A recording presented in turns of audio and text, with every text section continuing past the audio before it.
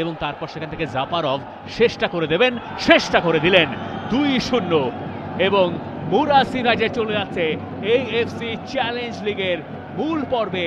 আবাহনী লিমিটেডের আর যাওয়া হচ্ছে না সেই দিকে। Papon Singh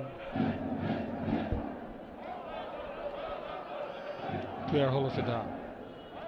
Enamul Gazi target throwing.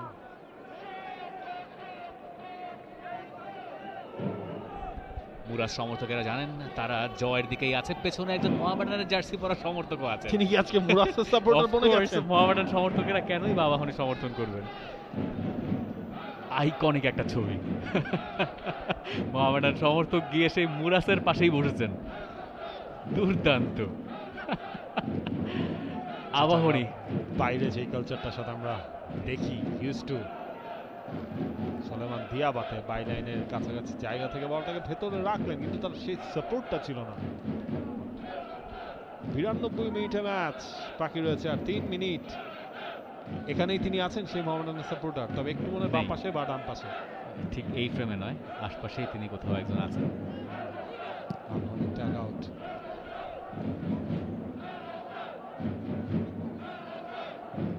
দেখা যাক একটা সুযোগ আর আবাহনী পায় কিনা।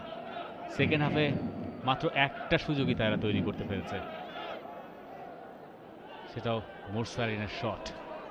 সেই মুরসালিনের পায়েই বল। কামরুল চাপে পড়ে গেছেন, বল হারিয়েছেন এবং তারপর সেখান থেকে জাপারভ শেষটা করে দেবেন, শেষটা করে দিলেন 2-0 এবং মুরাস ইউনাইটেড চলে যাচ্ছে এএফসি চ্যালেঞ্জ লিগের মূল পর্বে। আবাহনী লিমিটেডের আর যাওয়া হচ্ছে না সেই দিকে। দেখুন এই গোলটার পরে মুরাস ইউনাইটেডের উচ্ছ্বাসটা দেখুন। তারা বুঝে গেছে এই ম্যাচ নিয়ে যতটুকু টেনশন ছিল সেটাও আর করতে হবে না। আদায় জাপারভ তিনি দুটা গোল করলেন, প্রথমটা করলেন, দ্বিতীয়টা করলেন। সেকেন্ড হাফে আবাহনীর হৃদয়টা ভাঙলেন কিরগিজস্তান ন্যাশনাল টিমের এই ফুটবলার এবং মোহামেডানের সেই সাপোর্টার তিনি এখন ড্যান্স করছেন মুরাস ইউনাইটেডের সাপোর্টারদের সাথে। ব্যাপারটা তাদের জন্য যতখানি উদযাপনের, আবাহনীর জন্য ঠিক উল্টো। কামরুল বলটা হারিয়েছিলেন, যেটা বলছিলাম ক্লান্ত পা জোড়া, কেন যেন কিছুতেই আর চলছিল না। আবাহনীর কারো কারো কাছে বোধহয় এটা মনেও হচ্ছে যে পায়ে তাদের পাথর বাঁধা। আপাতত বুকে পাথর বেঁধেই আবাহনীকে এই ফলটা মেনে নিতে হবে। ফার্স্ট হাফে আবাহনী যা করেছে সেকেন্ড হাফে ঠিক তার উল্টোটা। সেকেন্ড হাফের প্রথম 2 মিনিটে তারা গোল হজম করেছে, আর এরপরে গিয়ে 45 মিনিট শেষে এরপরে যোগ করা 2 মিনিট সময়ের ভেতরে গোল হজম করলো তারা আরও একটা। তাতেই ম্যাচের ফলটা হয়ে গেল নির্ধারণ। আবাহনী জানে আবাহনী এই ম্যাচে ছিল অনেকক্ষণ, কিন্তু শেষ পর্যন্ত তাদের হার মানতে হলো সম্ভবত তাদের নিয়তির কাছেই। মিডফিল্ড থেকে ফুটবল কষ্টিক, কোনো চাপ নেই, ধীরে সুস্থে।